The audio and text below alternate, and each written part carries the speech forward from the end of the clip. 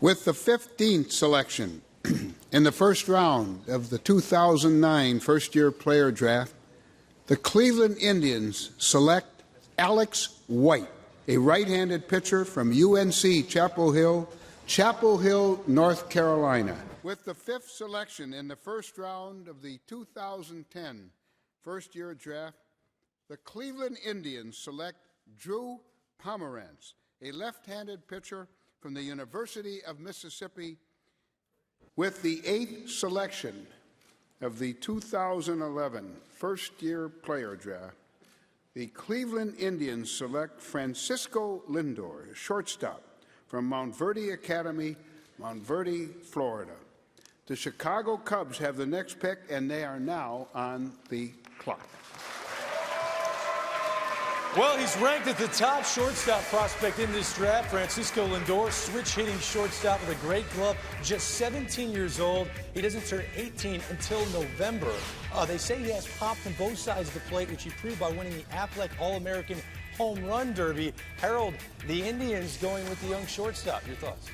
Well, again, you go with the best player available on the board, and that's what they did. I know a lot of people are sitting there going, what about Asdrubal Cabrera? Well, you know what? You can't worry about that. This is a high school kid. It's going to take at least 3 years for this young man to develop. You said he doesn't turn 18 until November, and he's frail. He's still got a lot of growing to do, but he's got great hands. This is a tremendous projected player, and really that's what this pick is about. You're projecting the future with him, John.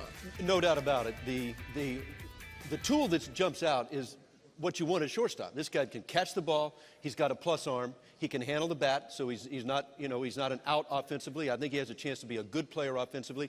The only grade that really doesn't jump out as a plus future for him is his power and his run. He's going to be average, I think, in both of those. I like the pick. I like the player. You can never go wrong picking a shortstop. Middle of the diamond player. You can play anywhere else.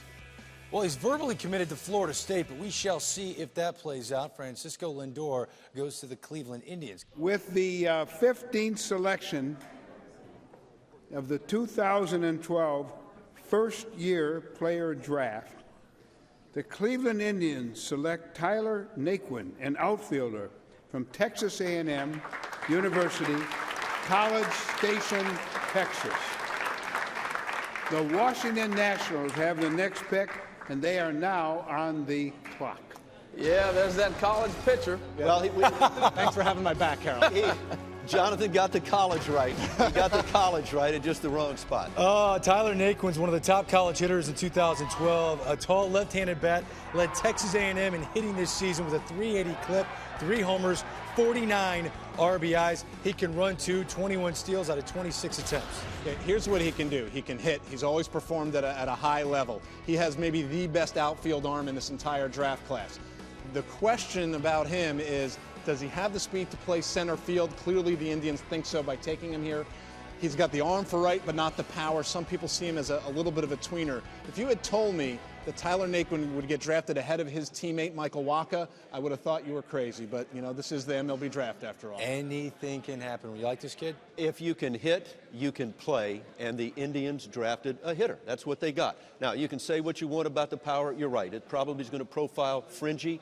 You can say maybe center field, maybe not. What the Indians got was a bat. This guy's a handsy hitter. He's got a good feel for it. He barrels the ball the other way. Power comes late. Some kids just develop power a little bit late. I like the way this guy plays. A gamer, likes to play the game. Indians got a hitter here. With the 5th selection of the 2013 first-year player draft, the Cleveland Indians select Clint Frazier, third baseman from Loganville High School, Loganville, Georgia.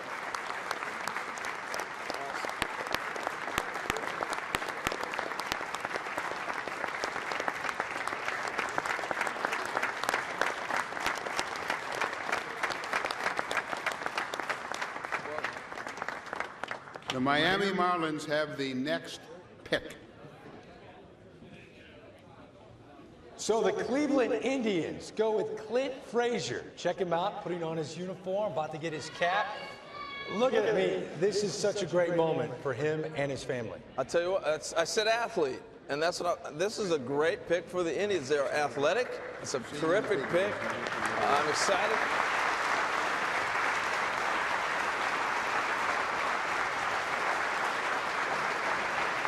He gets a lot of comps to Mike Trout. I mean, he really does. Some say smaller version, 6'1", 190. Trout is 6'2", 230, but there's a speed, power, and defensive mix that makes this kid really special. Scouts have described him as a guy with Popeye forearms, creates incredible bat speed that can launch balls 400 feet with the flick of his wrist. You're looking at an Under Armour All-America alumni, and he's been drafted by the Indians.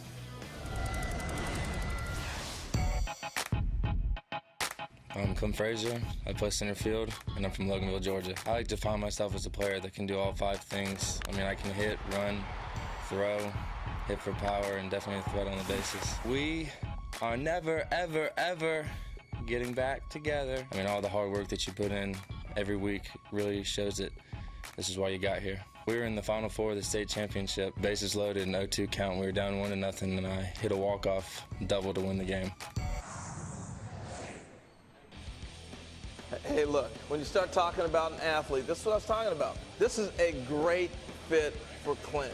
Cleveland, Terry Francona. Remember the manager who's there? One of his favorite players in Boston was who? Dustin Pedroia. This kid's a gym rat.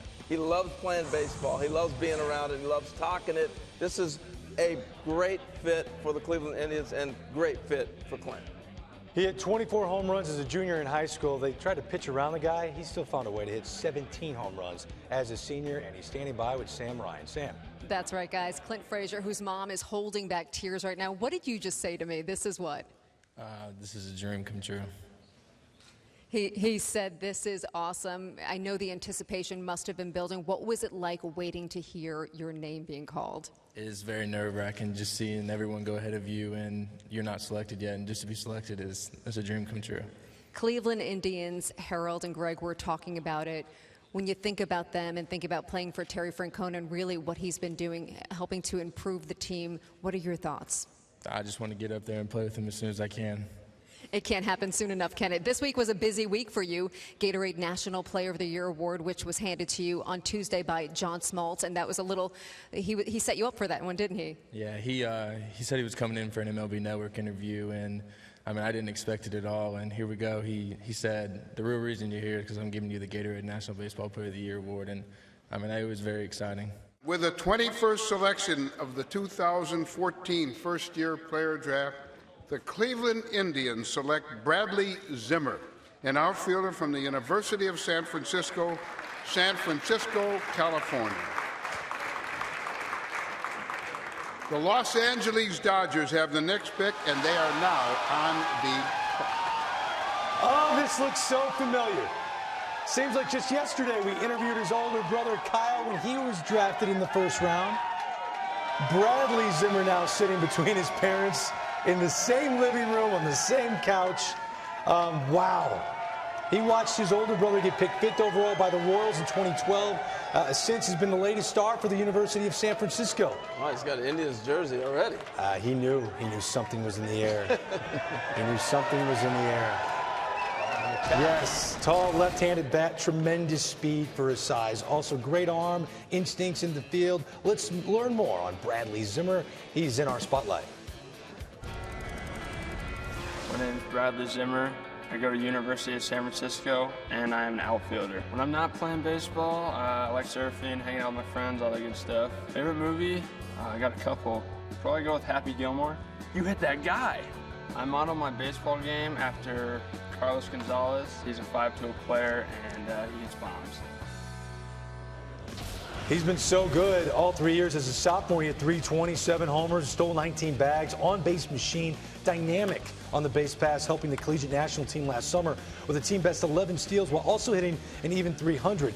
This season, he was the only player in the nation in the top 50 in steals and top 60 in slugging, as Zimmer led the Dons with a 368 batting average, 7 homers, 21 stolen bases. John Hart, you're a fan. What do you think of Bradley Zimmer? Yeah, I do. Listen, there's a lot of bloodlines out there. You got his brother Kyle, and both of his parents were college athletes. Look, here's the scouting report on Brad Zimmer. Look, there's a lot of tools here. When you look at it, future 6 hit, 5 power, 6'6" run. He's a plus runner right now. Same thing with his arm. And again, defensively, he's going to be plus. Everyday outfielder with 5 tools. If the power comes, and that's the big if, This guy's got all-star type ability. So, you know, again, I look at Zimmer, and it's interesting when you look at how these bats that we had talked about, went up. This guy's tools grade out higher when you look at the total package than the others. The one tool that is a little bit in question is going to be his power. He's got a little bit of a flat swing. Look, this guy's 6'5", 205. I think this guy's going to play at 6'5", 225 when he's all said and done. This guy's going to put on size and strength. I think the power will come. I think the Indians got a good pick here with Zimmer. This guy's, you know, again, he's what they look like. Probably moved to right field, but he's got the goods. Kyle has the arm. Bradley has the bat. But Harold, you have to make a major decision here. I want you to break down their reactions side by side when they found out they were first-round picks. Which one's got the edge? Bradley on the left or Kyle on the right? I say the younger brother. It's pretty cool. Both of them look like twins, man. He had a little time, though. He saw his brother, right? He saw his brother go through it. Yeah. He took some notes. Said, all right, I got to have a slightly different Mom and Dad were smart enough to flip sides so we could see it was different. Yeah, exactly. Again, cool. How cool is this for the Zimmer family to go through it again? This time, Bradley Zimmer to the Indians. Last year, Clint Frazier. They go with another outfielder, this one of the college ranks. Yeah, I really like Zimmer. In some ways, I like him better than some of the college bats just because of the tools. You don't get toolsy college guys all that often. And I think that he has a little more upside, a little more ceiling than some of the other bats. Maybe those bats will get there a little faster. Maybe the hit tool's better. But I think because he can do everything, and he's a big guy, so I think there is, I agree with you, John, power to come. It wouldn't surprise me if he's the best all-around position player from the college crop in this first round. And, the other thing, too, you grow into your size. And it's going to take him a little bit because he obviously was still growing through college. And I don't know if he's finished growing or not. But, I mean, you look at Bryce Harper, he's 21, he's still growing. And he's in the big leagues, a little different example, but I'm just making a point of when you get to 21, 22, some guys are still growing into their body. And he's going to put size on, like John said. And he's going to have to grow and figure out how to mechanically figure out those things. I see Michael Saunders a lot in this guy. With the 17th selection of the 2015 MLB draft, the Cleveland Indians select Brady Aiken, a left-handed pitcher from IMG Academy in Bradenton, Florida.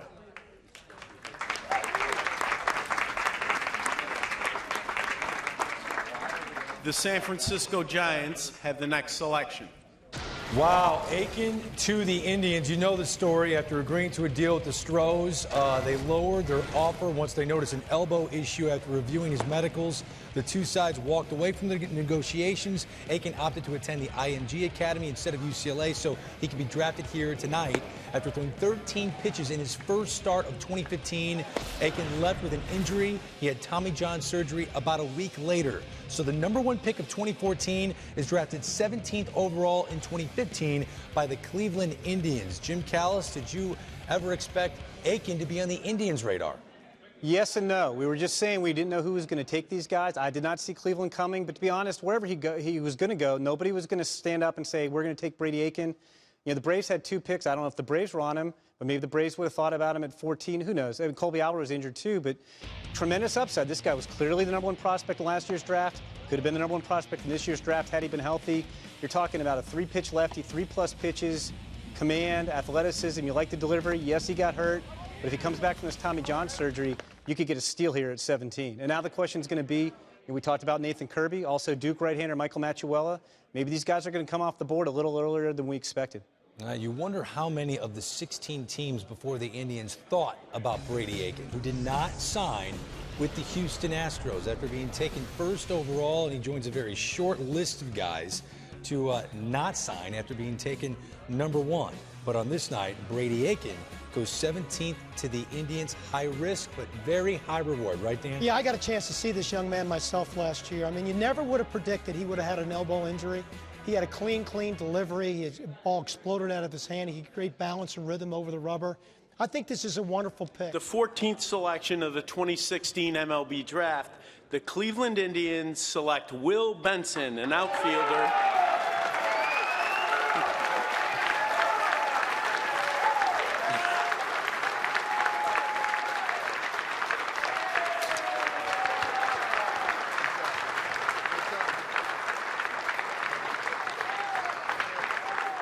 Will is an outfielder from the Westminster Schools in Atlanta, Georgia. The Minnesota Twins will have the next selection. This is a 6'6" outfielder who's now part of already a loaded outfield system in terms of prospects. Clint Frazier. They've got Zimmer out there as well. I love the pick. Look, everybody's talking about the best athlete, the best this. This is the best athlete in the draft. Period. Period. It's hands down. I watched a man in basketball. His basketball video is ridiculous. Moving like he does for his size, his ability to hit left-handed with his power. Look at how big the kid is, a legit size. This is the best athlete in the draft, period. Matt Manning, maybe we can get him and Manning go one-on-one on the basketball court, see what happens. But yeah, no, he is a tremendous athlete. I saw him in the Tournament of Stars. He ripped a triple down the right field line, and just watching him hit and then run, that's what they saw when people wanted to look at him as a first-round pick, and it's not always there. The mechanics are going to need some work, but the tools, you're right, Harold, undoubtedly are there. He has a tremendous amount of upside, off-the-charts makeup for Will Benson. He turns 18 a week from today. We're talking about a 17-year-old right now. That's a man. That's a man at 17. Committed to play baseball at Duke University, so he's a great student as well. Speaking of great students, Kevin Millar has more on Will Benson. Thanks, Greg. Well, we're talking about a 6'6" center fielder, Will Benson, out of Georgia. Obviously, first thing you think of is Jason Hayward. Yes, defensively, that's what he takes his game after, but he wants to hit like Miguel Cabrera. This kid's a beast. He did sign a letter of intent to Duke University, but I don't think he'll be there. He'll end up going pro. Good-looking kid, boys. With the 64th selection of the 2017 Major League Draft, the Cleveland Indians select Quentin Holmes, an outfielder from Monsieur McClancy Memorial High School, East Amherst, New York. The Washington Nationals have the next selection. I know we say this about a lot of guys, but Quentin Holmes might be the fastest player in this class. 6.15 in the 60-yard dash, and now he's in our MLB draft spotlight. My name is Quentin Holmes. I am an outfielder from East Elmhurst, New York. I can't say one MLB player. I admire multiple MLB players and past players. When I warm up, first thing I do is I run out to center field and I pretend like I'm robbing a home run against the fence. Just feel weird if I don't do that, so.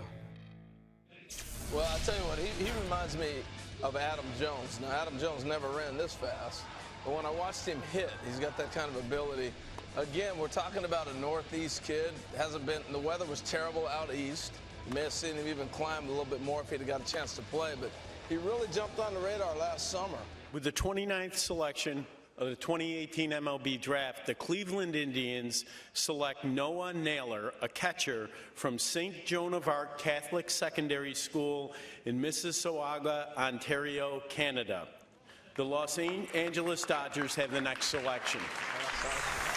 The Tribe go with Noah Naylor. He's committed to Texas A&M. A Canadian line drive hitter, sprays from pole to pole. Advanced feel for hitting, scouts say. His older brother Josh, currently in the Padres organization, he really looks up to him. A great relationship. Similar hitters according to scouts, but Noah has more ability for power than his older brother Josh. This is the third catcher Peter Gammon selected in this first round. Last year we didn't have a single catcher in the first round. What do you think of Noah Naylor? Well, this is an interesting one because I've had guys, people who have actually coached him in the summer say, this is like the reverse of Russell Martin. He's going to end up being a third baseman, start out as a catcher. We'll see. He's very different from his brothers. Brother's big, powerful, really doesn't have a position. He's more DH, trying to play first base. Noah has a much better feel for hitting. He's got real bat skills. He hits the ball all over the ballpark. He's much more athletic. He can run. And it'll be very interesting because last summer when he played in the area code games, he really showed a lot on that team out of New York and Boston. And I think there were a lot of teams who were looking at him. This guy can be an everyday player in the big leagues. The question is going to be, as he evolves, it's going to take him 5 years at least. Is he going to be a catcher or a third baseman? And the Dodgers found out when they had Russell Martin as an all-star third baseman in the California League, he ended up an all-star catcher in the National League. So we'll see what happens. But he's got great baseball instincts. Peter, thanks. He's being drafted, Jonathan, because of the bat. So you wonder, by drafting him as a catcher, will that slow the evolution of that bat in the minor leagues? I think it depends. Obviously, learning all the nuances of catching can slow you down. I'd give him every chance to catch, especially if they know the kid really wants to get at it. I don't love when you move a guy out right away. It doesn't always work. Now, yes, I know Bryce Harper. That's a special example that I don't. How did you know my follow-up? Anybody else? Just a hunch that I decided to play. But I think that you give him a chance to catch because there's less pressure on the bat and there's more value in the bat if he can stay behind the plate. This kid's going to hit wherever they play him. Yeah, was this one of the best pure hitters in the class? Yeah, he was one of the better bets in terms of his hit tool of anybody in the class. I'm moving to third base. I don't want to do anything that takes away the strength of what he brings to the game day in and day out.